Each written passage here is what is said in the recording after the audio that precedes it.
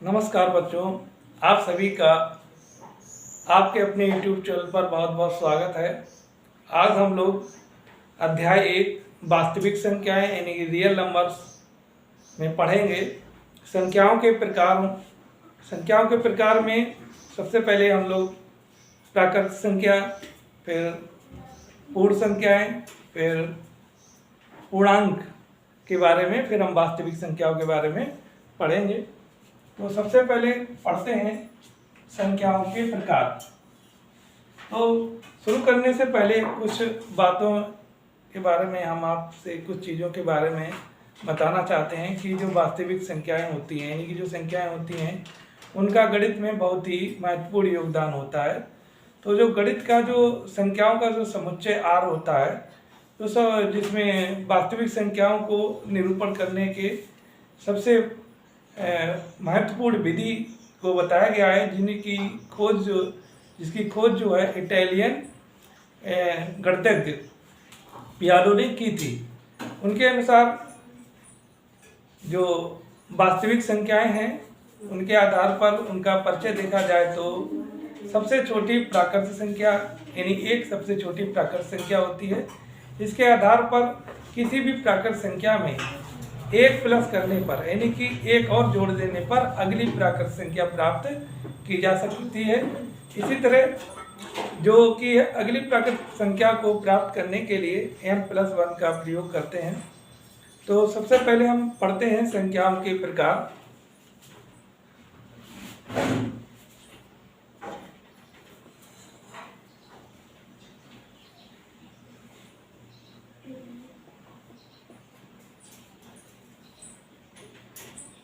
संख्याओं के प्रकार में सबसे पहले पढ़ेंगे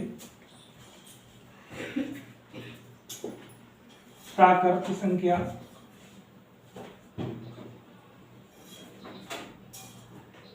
संख्या,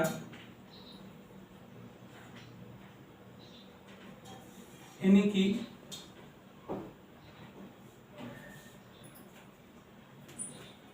नेचुरल नंबर।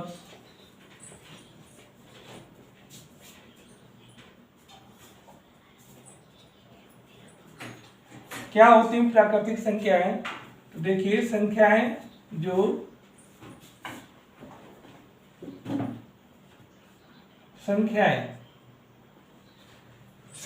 जो 1, 2, 3, 4 और अनंत तक जाती हैं, यानी कि जो संख्याएं 1 से प्रारंभ होकर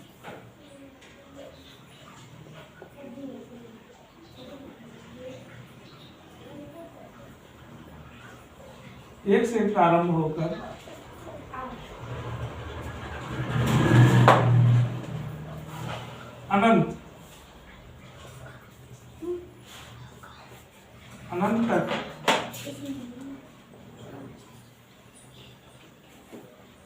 जाती हैं, उन्हें प्राकृत संख्याएं कहते हैं। यानी कि कुछ प्राकृतिक संख्याओं के फैक्ट्स हैं, तथ्य हैं, जिनके बारे में जानेंगे। इसे नंबर 1 में देखें। सबसे छोटी प्राकृतिक संख्या के बारे में बात करें। सबसे छोटी प्राकृत संख्या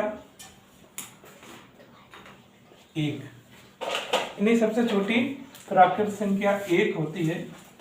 चलिए लिखते हैं, 1 होती है। और प्राकृत संख्या को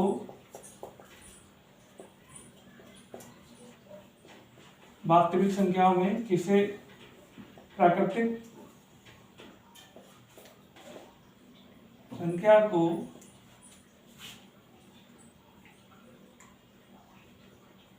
n से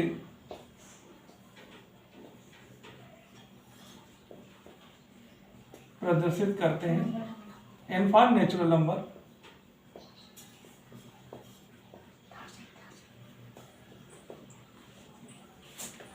अगला फैक्ट देखिए,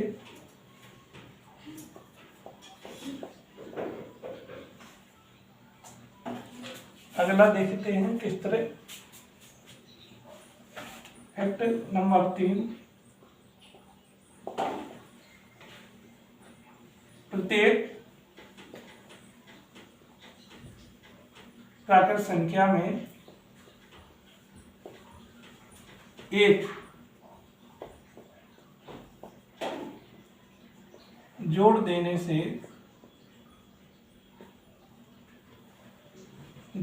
से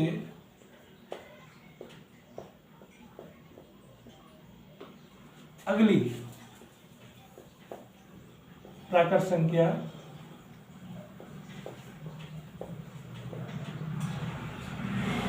प्राप्त की जा सकती है।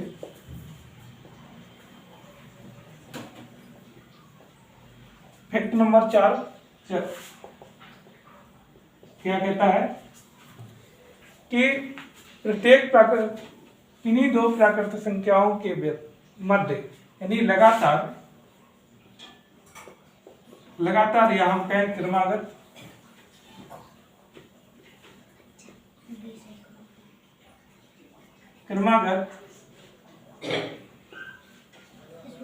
प्राकृत संख्याओं के मध्य एक का अंतर होता है। समझ लीजिए, ऐसी प्राकृतिक ऐसी संख्याएं जो एक से प्रारंभ होती हैं और अनंत तक जाती हैं,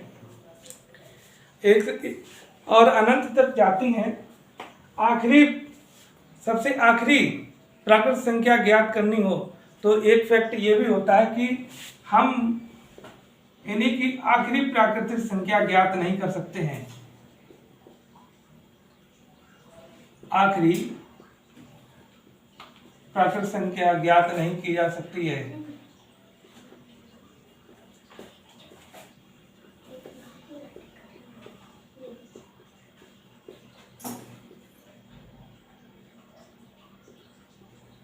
यानी आप चाहें तो सबसे आखिरी प्राकृतिक संख्या कितनी होती है ज्ञात करना चाहें, यह संभव नहीं है।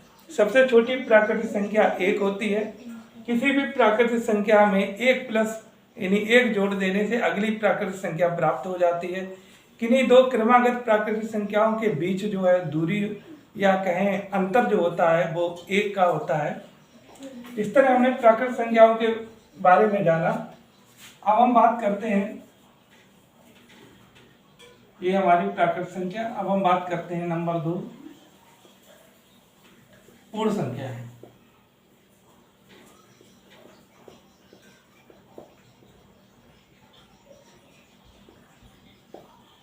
पूर्ण संख्या है यानी कि होल नंबर।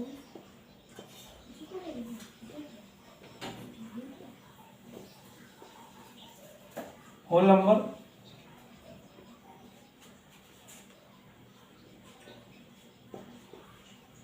संख्याएं जो 0, 1, 0, 1, 2, 3 और ये भी अनंत तक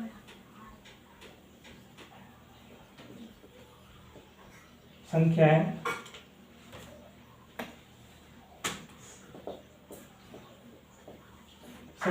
जो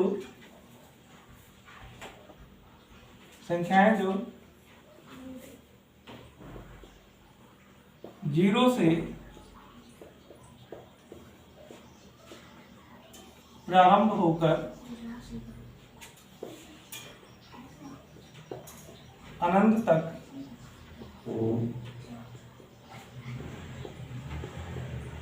जाते हैं। इनके भी फैक्ट के बारे में देखिए। सबसे छोटी पूर्ण संख्या है। सबसे छोटी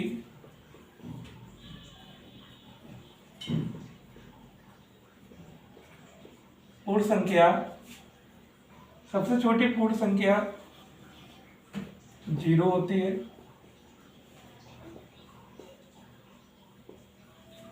सबसे छोटी पूर्ण संख्या 0 होती है।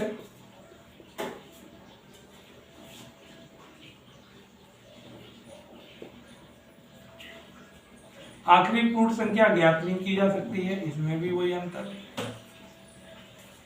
आखिरी पूर्ण संख्या ज्ञात नहीं की जा सकती है। ये भी फैक्ट देखिए। और दो क्रमागत पूर्ण संख्याओं के मध्य या किन्हीं दो क्रमागत पूर्ण संख्याओं के मध्य पूर्ण संख्याओं के मध्य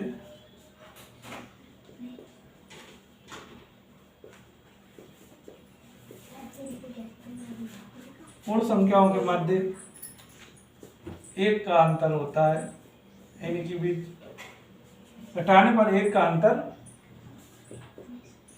आता है।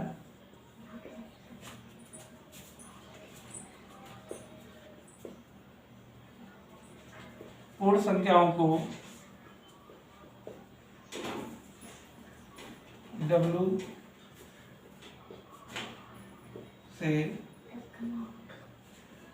प्रदर्शित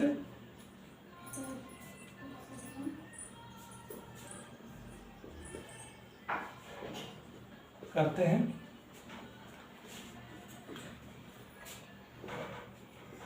ये थी पूर्ण संख्याएं 0, 1, 2, 3 और अनंत तक संख्याएं जो 0 से प्रारंभ होकर अनंत तक जाती हैं, संख्याओं को पूर्ण संख्याएं कहते हैं। सबसे छोटी पूर्ण संख्या 0 होती है और आखिरी पूर्ण संख्या ज्ञात नहीं की जा सकती। किन्हीं दो क्रमागत पूर्ण संख्याओं के मध्य एक का अंतर होता है। पूर्ण संख्याओं को W से प्रदर्शित करते हैं। सभी पूर्ण संख्याएं, सभी प्राकृतिक संख्याएं, इसमें देखें, सभी प्राकृतिक संख्याएं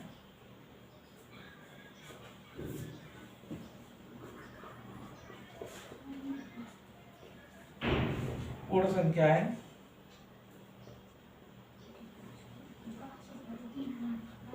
कहलाती हैं।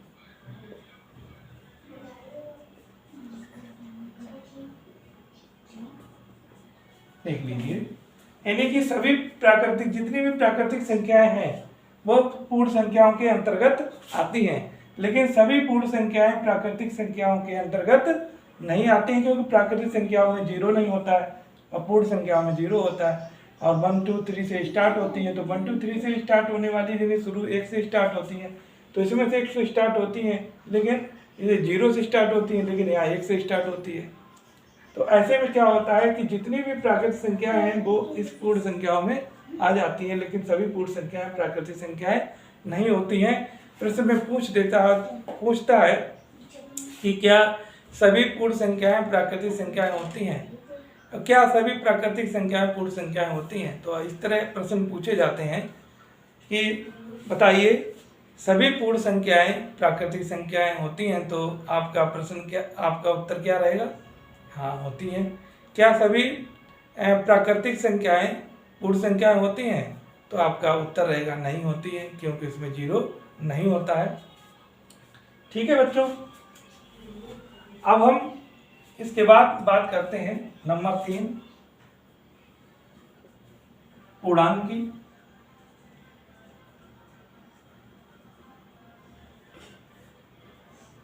पूर्णांक को इंग्लिश में इंटीजर कहते हैं। इंटीजर्स संख्याएं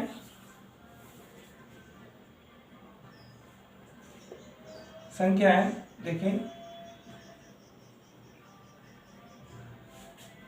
0 संख्याएं 4, -3, -2, -1, 0, 1, 2, 3, 4, इस तरह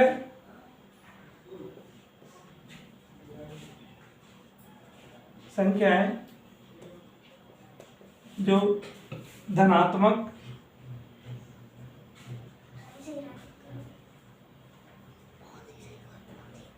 धनात्मक और ऋणात्मक,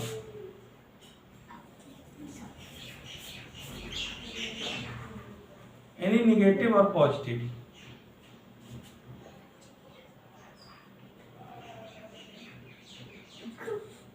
दोनों प्रकार की होती हैं। धनात्मक में एक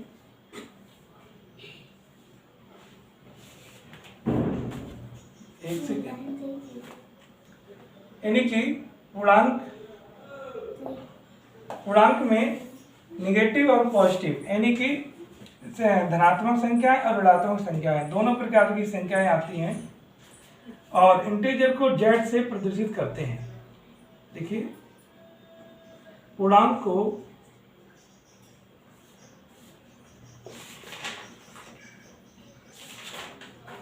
जेड से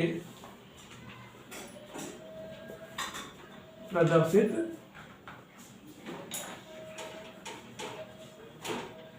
करते हैं। इससे प्रदर्शित करते हैं जेड से। इसके कुछ फैक्ट हैं, देखिए। जीरो जो होता है, जीरो यानी कि शून्य, ना तो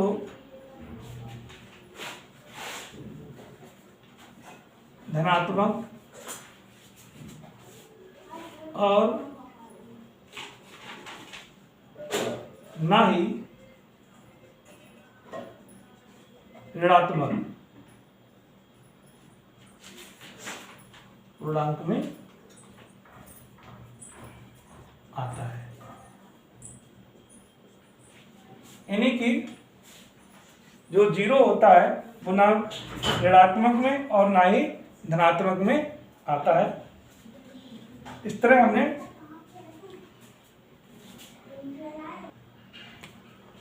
अब नंबर 4, अब बात करते हैं परिमेय संख्याओं की।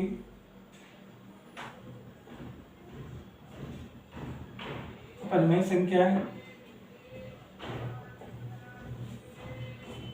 ऐसी संख्याएं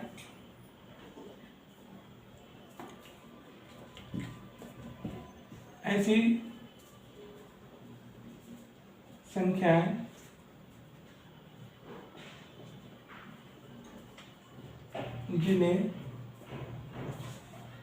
हम P/Q के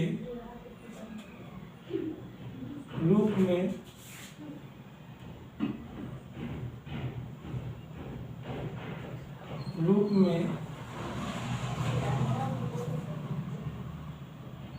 लिख सकते हैं।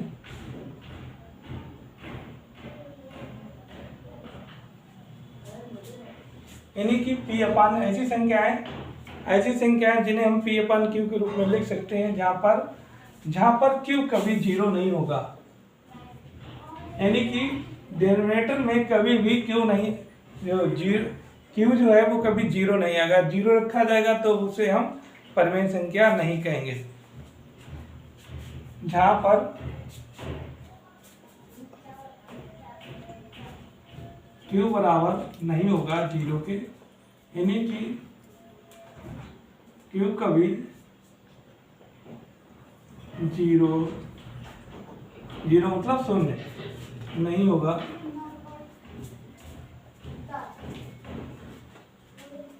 जैसे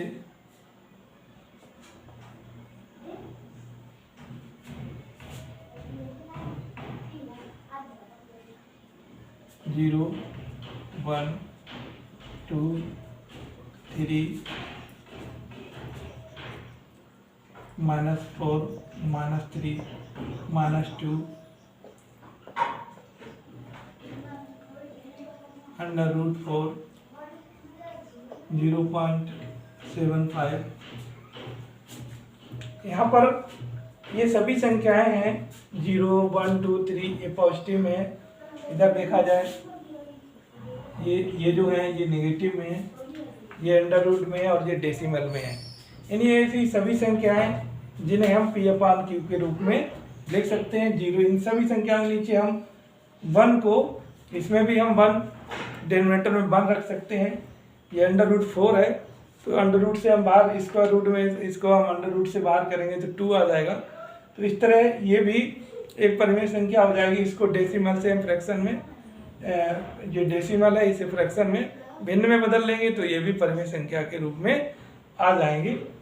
ऐसी बहुत सभी संख्याएं जो p/q के रूप में लिखी जा सकती हैं, उन सभी को परिमेय संख्या कहते हैं। अब बात करते हैं नंबर 5, अपरिमेय संख्या। परिमेय संख्या को रेशनल नंबर कहते हैं। हम लिख सकते हैं यहाँ पर परिमेय संख्या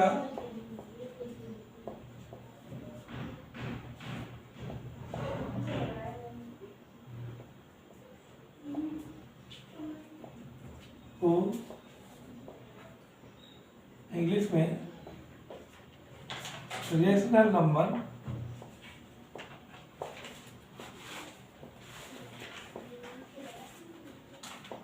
कहते हैं। इसके बाद बात करते हैं अपरिमेय।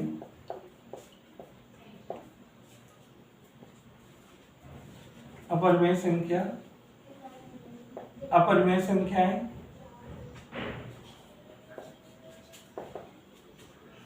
ऐसी संख्याएं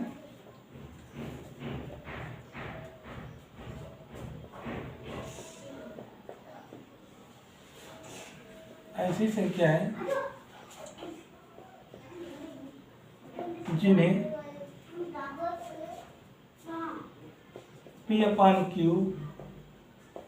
के रूप में नहीं लिखा जा सकता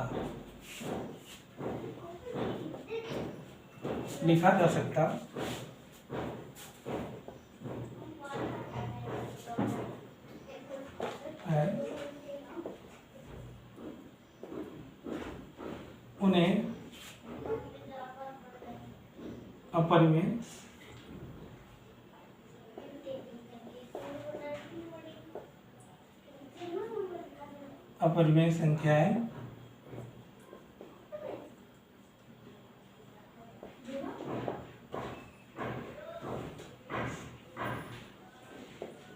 उन्हें अपरिमेय संख्याएं कहते हैं। जैसे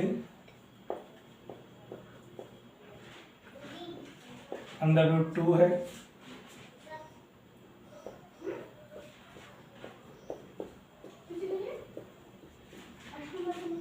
इस तरह की संख्याएं हैं। अनावर्ती दशमलव है,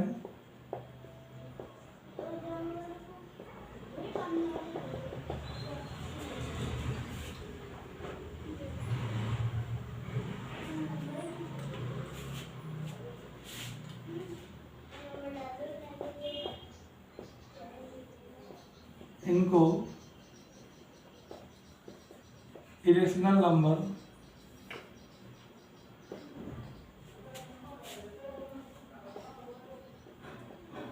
कहा जाता है। इंग्लिश में इन्हें इरेशनल नंबर कहते हैं। इन्हीं की परिमेय संख्या रेशनल नंबर कहलाती है।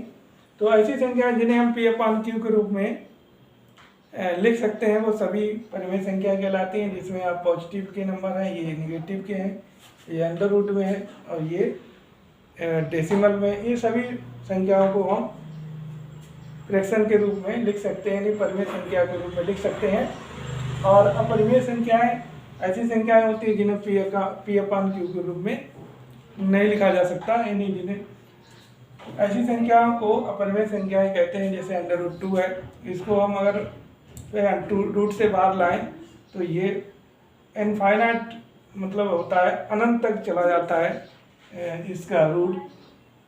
इसके बाद में ये नंबर इस तरह के दे रखे हैं। ऐसे नंबर्स जो होते हैं जो रिपीटेड 0 और नंबर में है पैटर्न में, ऐसे नंबर भी होते हैं जिन्हें अपरिमेय संख्याएं कहते हैं। यहाँ पर देखिए 0.98363, तो और डैश इसमें भी इसका मतलब यह है कि ये भी आगे बहुत डिजिट तक यानी कि नॉन टर्मिनेटेड है और कटता चला जाएगा, अनावर्ती है।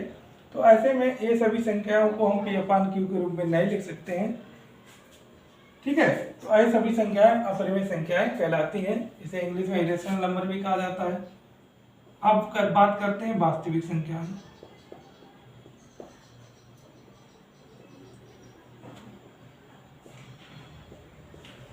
वास्तविक संख्या है रियल नंबर।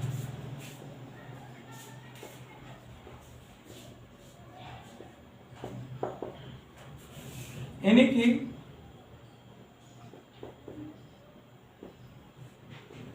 वो सभी संख्याएं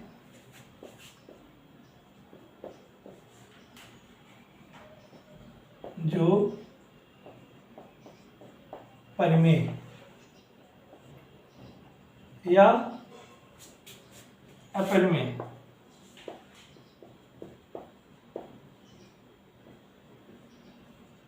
होती हैं, सभी को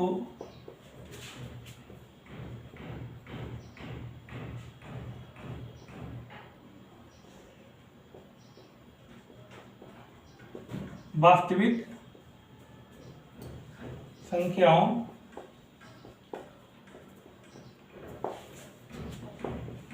के अंतर्गत रखा जाता है, ठीक है। वो सभी संख्याएं जो परिमेय या अपरिमेय है सभी वास्तविक संख्याओं के अंतर्गत ही आती हैं। अगली बार इससे संबंधित परिमेय संख्याओं को दशमलव में निरूपण करना किस तरह निरूपित किया जाता है, इसके अगले वीडियो में हम देखेंगे।